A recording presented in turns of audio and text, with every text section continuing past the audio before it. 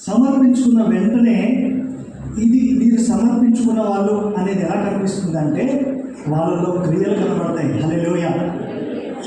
ప్రార్థనకి పరిగెత్తుకొని వస్తారు, సహవాసం కూడిక అని చెప్పిన వెంటనే బాధ్యత కలిగి ప్రవర్తిస్తారు. ఒక కూడిక మనం ఈరోజు గ్యాదర్ అవుతున్నాం అన్న వెంటనే దానికి సంబంధించిన ప్రతిస్పందన ఉంటుంది. చర్చికి వెళ్ళినప్పుడు నా వంతుగా ఈరోజు నేను ఏ రకంగా చర్చిలో సహాయపడాలి, నేను ఏ రకంగా ఇతరుల్ని ఆత్మీయంగా ప్రోత్సహించాలి, ఇతరుల జీవితాన్ని కట్టడానికి నేను ఎలా దోహదపడాలి, నా దేవుడి దగ్గరికి ఇతరుల్ని ఎలా నడిపించగలగాలి అనే పని కనబడుతుంది. రూతులో కనబడే లక్ష్యం ఏంటి అంటే అత్తయ్యతో పాటు వెళ్ళింది బాగానే ఉంది. ఈరోజు కోడలు ఎలా ఉన్నారు?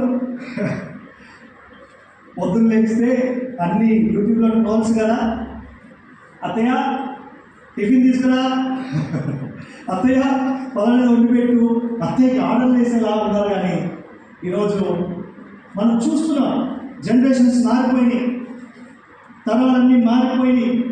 రూతు చెప్తుంది ఏంటో తెలుసా?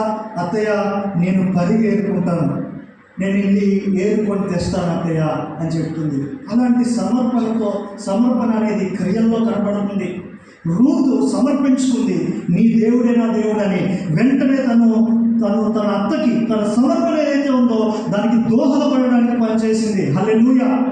నీ జాబ్ చేస్తున్నావు కదా, నువ్వు ఒక బిజినెస్ చేస్తున్నావు కదా, ఈ బిజినెస్ ఎందుకు పనిచేయాలంటే దేవుడి రాజ్యం కట్టడానికి పనిచేయాలి.